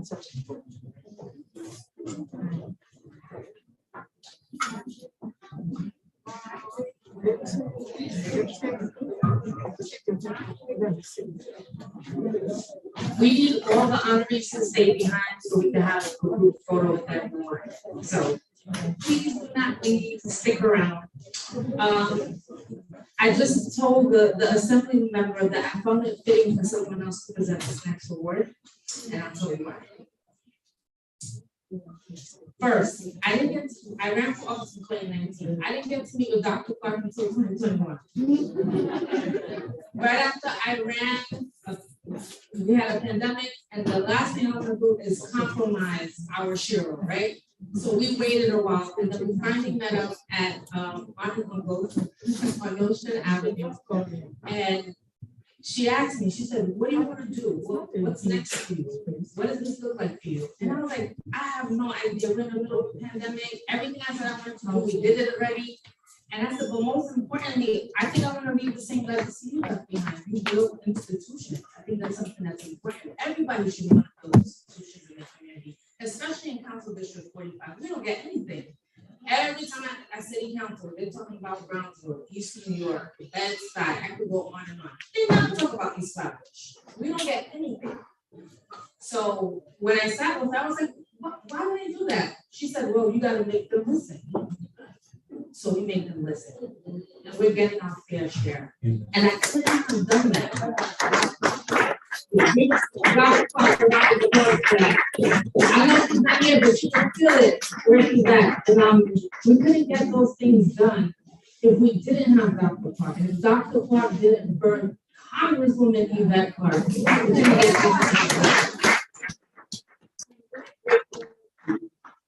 To Dr. Clark and Congresswoman Clark and your entire family for your hard work and dedication and for investing into this community. And it's not just Council District 45, it's not just Council District 40, New York City. They have birthed many, many, many leaders. And the work that I've been able to do in the office for the last 2.5 years, thank God, that we're closer to coming out of the pandemic. I couldn't have done it without Cecilia Winter, who's with us tonight. She's a staffer at the office. She's leaving us. She's going to renovations. And I'm really grateful, right? I'm really grateful for her. It has not been easy because you have to work through a pandemic and still provide the same services to the community as you would if there was no pandemic. And it's not easy. I had over 3 times being out in the community, running to people's homes. It was a lot. And Christy, I just want to say thank you because you didn't have to come work for this office. 2, you came in not only with institutional knowledge, but you're a genius. Like she's a graduate from Brooklyn College. And most importantly, she started out in politics working for Congresswoman Clark. So if you didn't pave the way, we wouldn't have Christina Winter with us in Council District 45, fighting for us as City Council alongside with me. So thank you for being a public servant, for your hard work, for all you do. People here today that you probably emailed, or they emailed you stalking you, but I found it fitting for you to do this particular presentation to Dr. Clark because I know how much the Clark means to you. I know that they open doors for you to work not only in my office, but Majority Leader Kumbo's office and many, many, many more. And I know God has so much in store for you. So I'll come up here. Give it up to see what it says.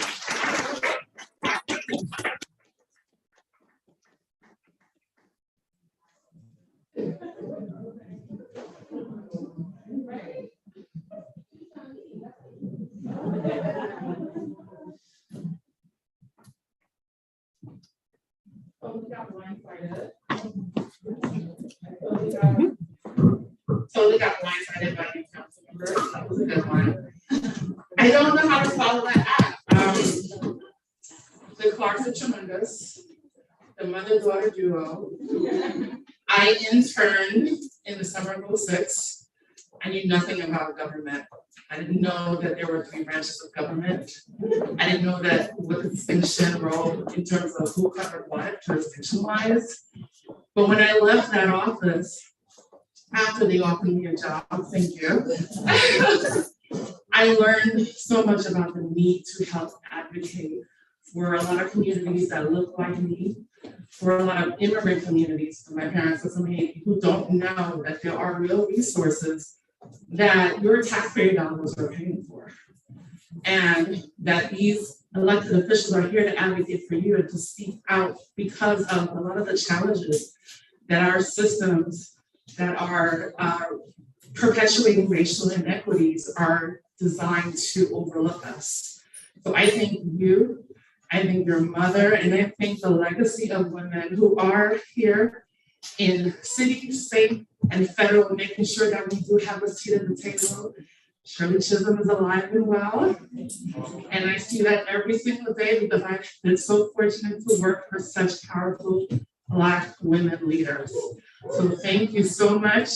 Congratulations to you and Mom. Assemblymember Michelle Herman, don't get not forgot about you, sis. Because for me to see a Haitian woman pave the way for more of us to have a seat at the table has always been inspiring for me. And to see the opportunity to work with Councilmember Lewis is just invigorating for me to continue this life of service. I've been in government for 16 years. 16 years. I look young, but I've been in government for 16 years because I know the need is great. And there are so many opportunities to continue to serve the city of New York. So thank you for paving the way for me and for others who will come behind me, because there's a lot of work to do, but you've already done so much before us. So thank you and congratulations.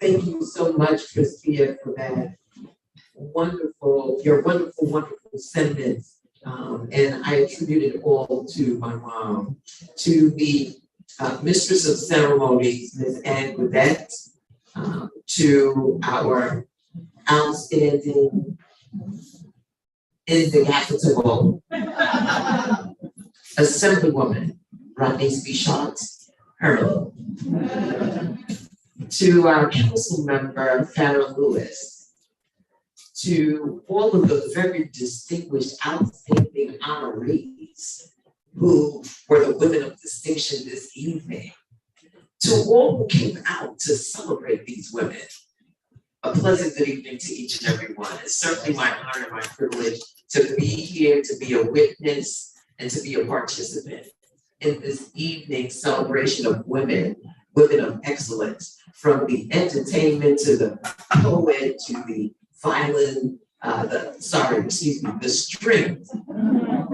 Because I saw a cello. I went to Oakland College. I knew what y'all were doing all of it. We have a conservatory of music. That's why that's the case. I am here to accept this award on behalf of Dr. Una S.T. Clark, the Honorable Dr. Una S.T. Clark, CD, who regrets that she's unable to be here to receive this award for herself. She called me on WhatsApp. This is what I'm dealing with. Yvette, you must go, you must go, you must go. So I had to make sure that everything was clear, that I could be here personally to express the gratitude for the Lifetime Achievement Award that Dr. Clark is recipient of this evening. Let me say, there was a young man who was seated over there. He was a member of CSA when Rose was being presented to. His name is Dr. Vladimir Thomas. And I raised his name because Vladimir goes back with Dr. Clark, way back with Dr. Clark. Dr. Clark's service goes way, way back before she was even elected. I'm talking Block Association president. I'm talking PTA president. She happened to be Vladimir's daycare director. I remember I had to babysit Vladimir when the parents had their meetings. I was just a kid myself.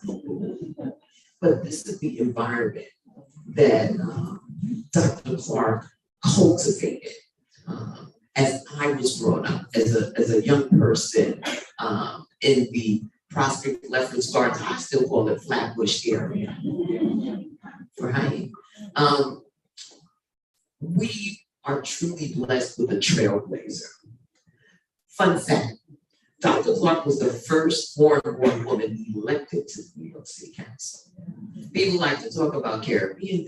She was the first person born overseas, naturalized citizen, first woman to be elected to the New York City Council. And that didn't just happen. I told you. She was Vladimir Thomas's figure. She had an army of peers from generation to generation. And she mobilized, she organized, she was a part of the daycare movement. She understood that women were in the workforce, but were concerned about their children's development, growth, and education.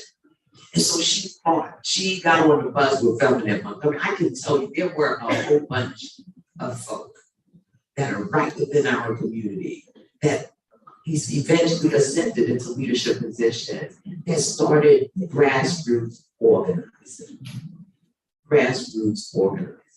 And we're all beneficiaries of that. And so I wanted to share that with you today because oftentimes people ask me, well, what is it like to be raised by a politician? My mother was a public servant. She was never a politician. And there's a big distinction in difference because at the heart of what she did was service to others. And she understood trying to navigate the United States of America that her and my father did not know all of the rules and regulations. And that meant that a lot of our neighbors did not know a lot of the rules of regulation. And if she could crack the code, she could share it with others. And in so doing, inspired so many of us, including me, her only daughter. And people ask me, well, how did you get into this event? And it's because my mom didn't have daycare. So guess what happened? After school, I had to go with my crayons and my lunchbox to every meeting where she was conspiring with others, organizing to make things happen for our community. I'm a beneficiary of her work. And that for that mother-daughter bond, make sure those girls want that company. Make sure that they take that company to the next level. I've seen too many people work hard for their children to say, yeah, well, whatever, and leave the business. So I'm putting it with those girls in. I'm looking for you girls. Let me just close by saying this. She is grateful to you, Assemblywoman, for this Lifetime Achievement Award. Grateful to each and every one in this room who has said a kind word about her, who asked about her. There's not a place people don't even ask for me no more. I walk into a room, they're like, how's your mother? I'm like, hello, I'm here. But it's the impact. It's the impact. And I'm grateful because, as I said, I'm a beneficiary. I make no bones about it. I tell people the goodwill that she put out there has come back to me tenfold. And the way in which she raised us in her home, in our home and family, made such a difference in terms of my commitment to the people that I represent. As Joan said, it's a labor of love for me because the people that she helped pour that love back into me. I am a product of the village that brings a child. And I know from whence I've come and to whom I belong. So when I go to Washington, D.C. and act the fool, I know what I'm doing. It is a lot of work to act the fool, but let me close by saying once again how grateful we are for this recognition. Grateful to everyone who took the time from their busy schedules to be here to raise up our women of distinction this evening, all distinguished in their own way. I feel good that our community is in good hands and that the work in every endeavor, in every sphere, from the heart to the entrepreneurial will continue to grow from strength to strength because others have caught a vision of service to others. And with that vision, Joan Affadine, we will continue to have a very strong community. And I look at Rose, you know, someone who has been with Dr. Clark on this journey. Let me tell you, she has some disciples. And these folks are not letting her go. And it's really an honor and a pleasure. To each and every one, stay safe, stay healthy, stay strong, stay blessed. And if you're not vaccinated, get vaccinated. And if you're not boosted, get boosted. People are dying.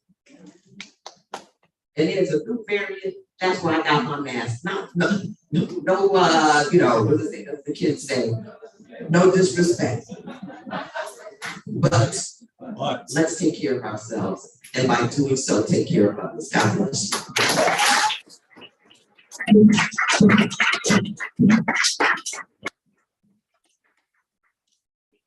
Hey, last but not least, and now we'd like to present this proclamation amongst the thousands of proclamations that Dr.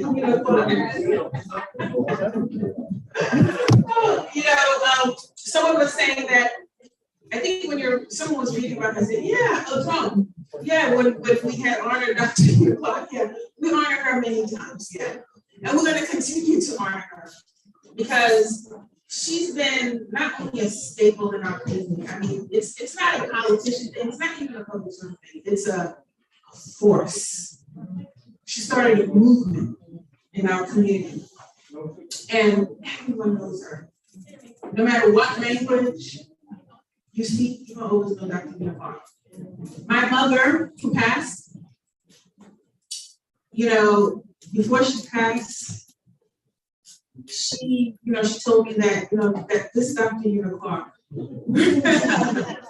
she holds her in such high regards because for the many people who could not speak English, Dr. Clark was out there fighting for all of us, for resources. And showing that you don't have to be born in the United States to be a leader. And as a result, we had a lot of people after her who were elected, who were born in other countries.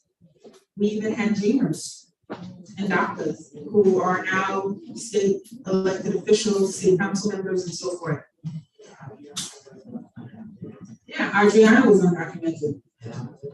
She's a congressman. Catalina Cruz was undocumented. She's an assemblyman. So we have so many stories. So I don't know, it's just so much about Dr. Clark. So we're always going to honor her. Okay, all the way. And we thank her, and her spirit is here, even though she's probably home or somewhere nice and warm. But nice, warm, and safe, because we want Dr. Clark to be safe. So we thank you, Congresswoman, for continuing the legacy of your mom as well. And like you said, you're a beneficiary, and as a result of you being a beneficiary, we are beneficiaries because you have paved the way for us as well. And we thank you for being that leader at Sheroes for us as well. So we thank you, and we congratulate you, we congratulate Dr. Clark, S.D. Clark.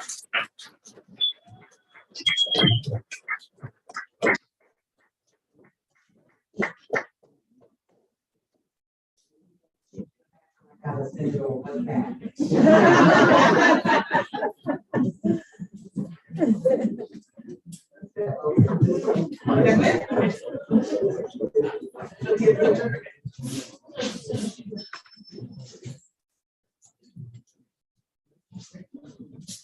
And those of you that are on WhatsApp, you can send a photo to us. I just sent it. And now we're gonna call all the IREs to come up with your proclamations, your flowers, all IREs come up. Dr. Constance, look.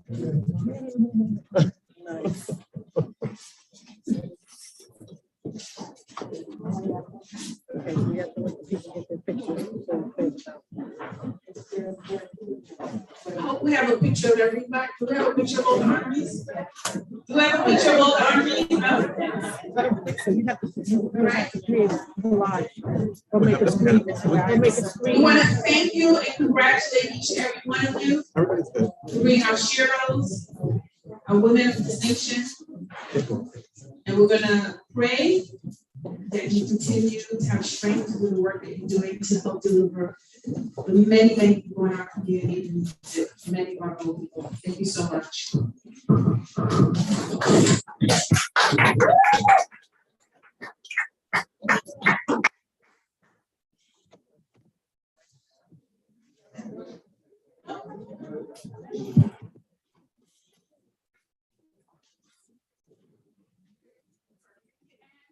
Please stay in position after so that we can get a good shot. Please have to clear the link and.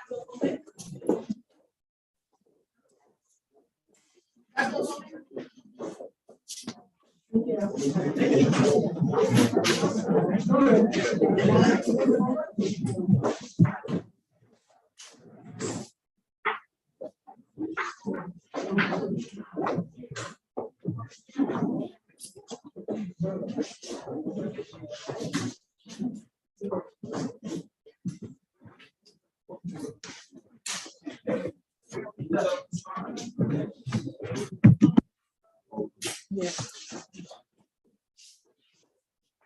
Okay, say that one with me. Please, thanks. Let's go. Last one.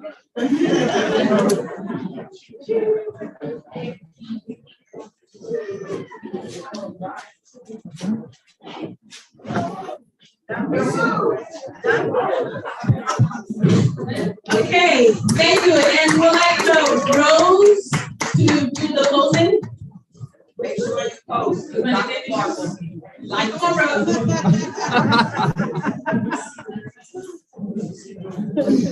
And before anyone go, please see Marianne for the signature. Before you leave, she's gonna be by the door.